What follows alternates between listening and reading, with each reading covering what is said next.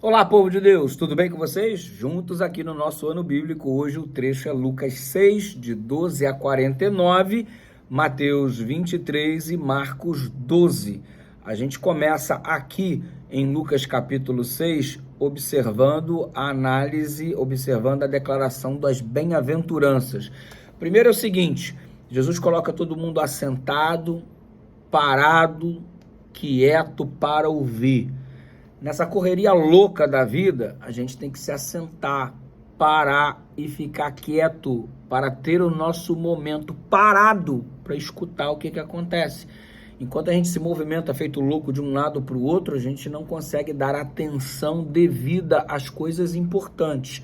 Quando você for conversar com alguém da sua família, para tudo, olha no olho, escuta. Quando você for conversar com Deus, para tudo, fecha os seus olhos e tenta parado escutá-lo para que a sua atenção esteja completamente direcionada e não dividida para aquilo que você deseja priorizar. Combinado?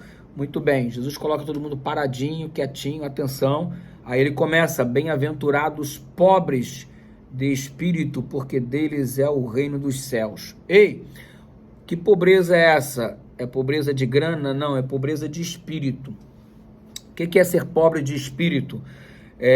Você percebe a mazela que o pecado trouxe ao mundo, a consequência drástica do pecado, quão rico éramos por viver na presença de Deus antes do pecado. Adão falava com Deus face a face. Isso é uma riqueza, isso é uma coisa que não tem preço.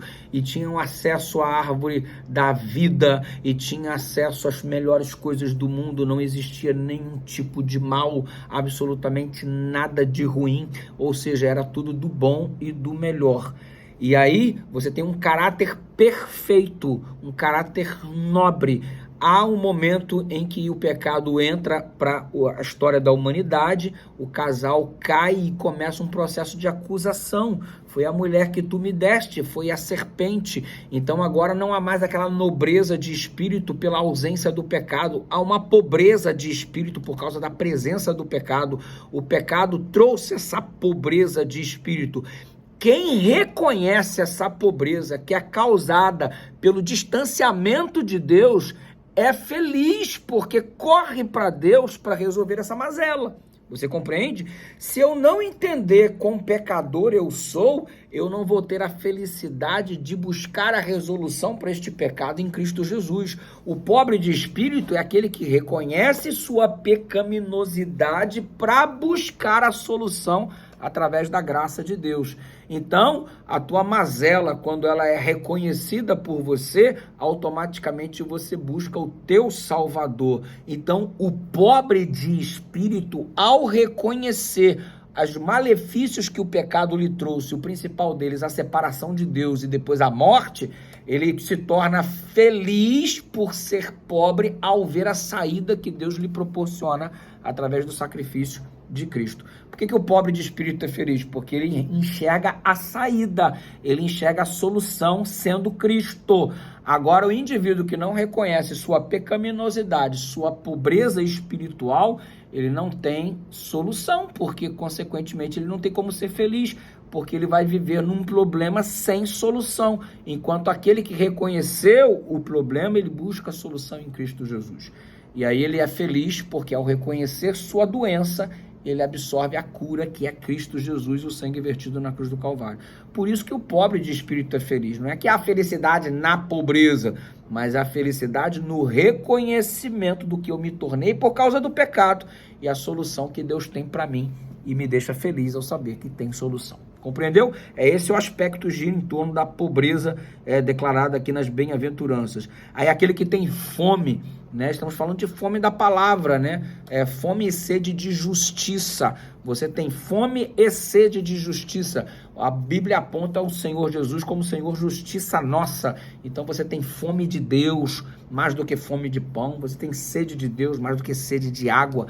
Tem sede de Deus porque Ele é a água da vida, tem fome de Deus porque Ele é o pão da vida, e consequentemente você é feliz porque essa sua fome, essa sua sede será saciada em Cristo Jesus, porque Ele é o único que sacia as nossas necessidades verdadeiramente. E aí você, bem-aventurados que choram, porque serão consolados, e bem-aventurados mansos, porque herdarão a terra. E as bem-aventuranças nos permitem fazer uma semana de oração inteira.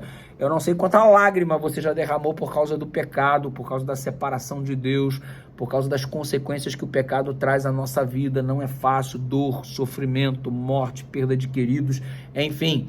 Ele enxugará dos olhos toda lágrima. Essas lágrimas que derramamos agora, especialmente por conta da separação que temos do Pai, elas deixarão de existir, porque voltaremos a estar junto com o Pai. É a promessa da palavra de Deus, né? Você chora normalmente porque está distante, porque sente saudade.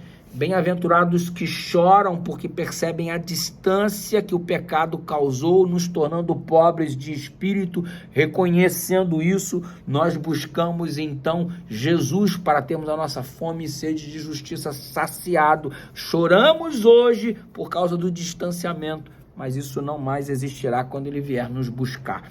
As bem-aventuranças são muito ricas, muito profundas, é preciso assim muito tempo para analisarmos. Então delicie-se nas declarações de Jesus Cristo através das bem-aventuranças, ok? Aí você percebe Mateus 23, que é um contraste, o perfil do cidadão do reino com o perfil de Mateus 23, homens horrorosos, jactanciosos, brigando por posição, brigando por grana, por prestígio, invejando Jesus, querendo matar Jesus. Aí você estabelece outro paralelo com o texto de hoje do Anubi, que é Marcos 12, que conta, entre outras coisas, a parábola dos lavradores maus, e o dono da vinha mandou o indivíduo, eles mataram, e mandou outro, mandou e matar, mandou e matou. E aí ele resolveu, o dono da vinha, vou mandar meu filho, porque meu filho não é possível, né? Meu filho vai resolver o problema. Aí mandou o filho, mataram o filho também, ilustrando que enviaram Jesus Cristo, e o perfil destes que assassinaram Jesus não tem nada a ver com o perfil das bem-aventuranças. O perfil do pessoal de Mateus 23 não tem nada a ver com o perfil das bem-aventuranças. E olha, eu quero viver o perfil das bem-aventuranças, eu não quero ter o perfil de Mateus 23 e nem o dos lavradores maus, não. O sangue de Jesus tem poder, só Jesus na causa, que ele transforme nosso coração. Pense nisso. Graça e paz, amanhã tem mais. Curta, compartilha, comenta, deixa Deus te usar. Grande abraço.